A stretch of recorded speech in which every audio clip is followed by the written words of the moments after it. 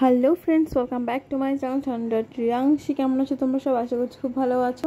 তো সবাইকে সর্বপ্রথমে বলছি গুড মর্নিং, আর হচ্ছে শুভ জামাই ষষ্ঠী সবাইকে। তো দেখো এখন বাজে সকাল একদম 8টা। তো উঠেছি 7টার দিকে।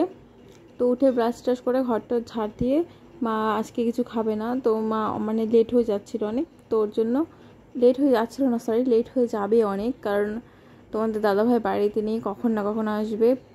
তো ষষ্ঠী করতে করতে লেট হবে। মা বললো ঠিক আছে একটু বেলের শরবত তাহলে খেয়ে নিই। তো বেলের শরবত বেশি করে বানিয়েছি, আমরা সবাই বেলের শরবত সর্বপ্রথমে খেয়ে নিয়েছি, তারপরে সব কিছু।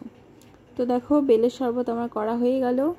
জল দিয়েই করেছি, দুধ দিয়ে করিনি, কারণ দুধ দিয়ে করলে না অ্যাসিড হয়ে যায়। তো জল দিয়ে করেছি, যেটা সবাই ভালো খাবে।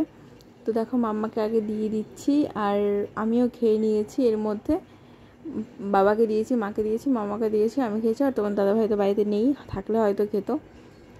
তো যাই হোক, আজকে জামা ষষ্ঠী বলে কথা, দেখি কি কি কাজ আছে সব গুছিয়ে ফেলতে হবে।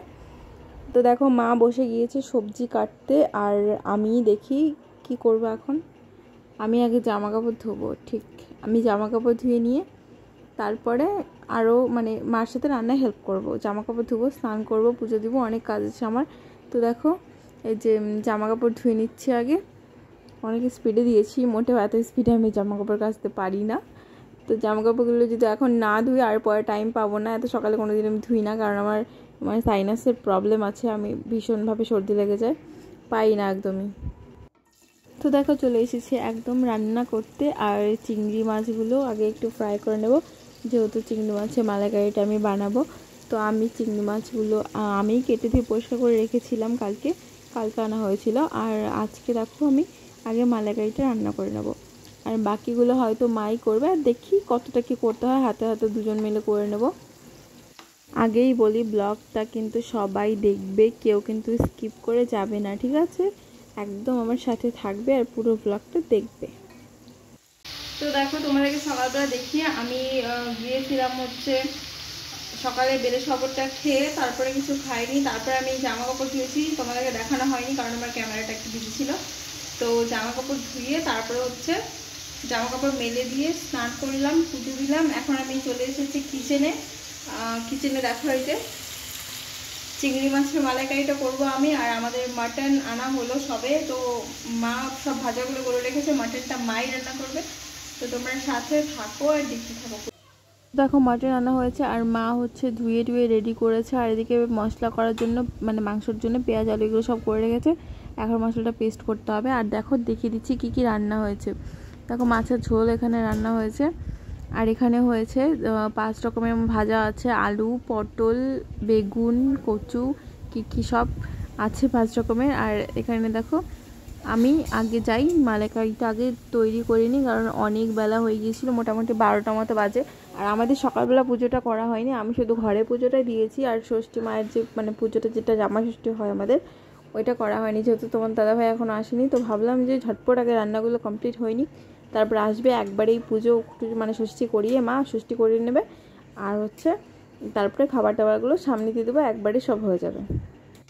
তো দেখো এই যে হয়ে গেছে আমার রান্না কমপ্লিট, আর এইদিকে মাও গুছিয়ে রান্না করে নিল মাটনটা, যদিও আমার মালাইকারি হওয়ার পরে মা রান্না করেছে, আগেই করেনি। তো এবার সব কিছু ধীরে ধীরে রেডি করে ফেলি। মা চলে গেছে স্নানে, মা স্নান করে আসবে, আর আমি এইদিকে তোমাদের দাদাভাইয়ের জন্য সব গুছিয়ে নিয়েছি। দেখো 5 রকমের ভাজা নিয়ে নিয়েছি, আর এইদিকে সব তরকারিগুলো বাটিতে বেড়ে ফেলেছি।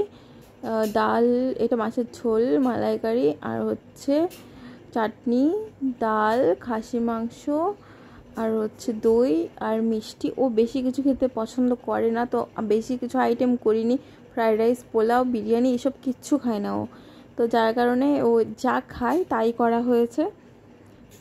তো ঠিক আছে, দেখো এখন হবে তোমাদের দাদাভাইয়ের জামাই ষষ্ঠী, সাথে থাকো।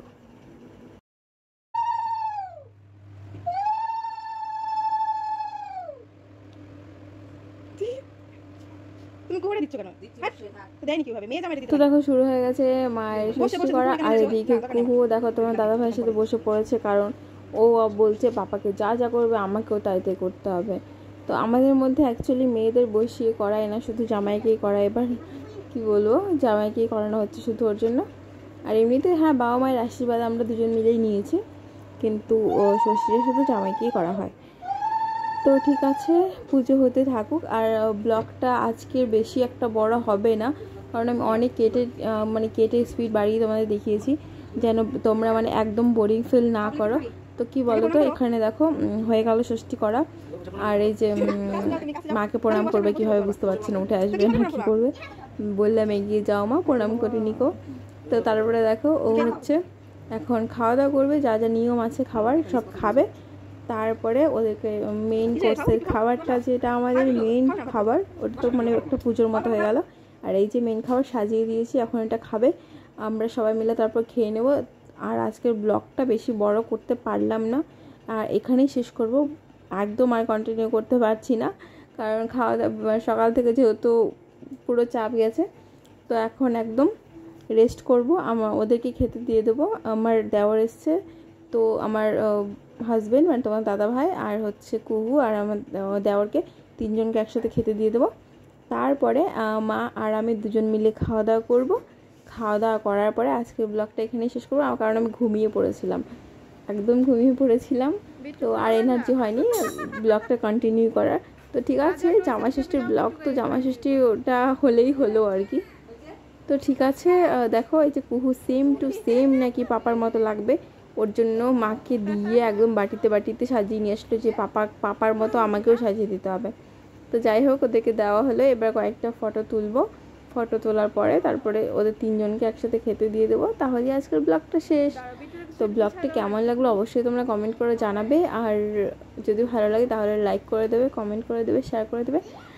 আর হ্যাঁ, যদি ভালো না লাগে তাহলে তোমরা কমেন্ট করে বলবে যে দিদিভাই তোমার এটা ভুল হয়েছে, আমি ঠিক আমার ভুলটা শুধরে নেওয়ার চেষ্টা করবো। যেহেতু নতুন ইউটিউবার, ছোটো মোটো একদমই ক্ষুদ্রতম নতুন ইউটিউবার, তো প্লিজ কোনো যদি ভুল হয় তো মাফ করে দিও।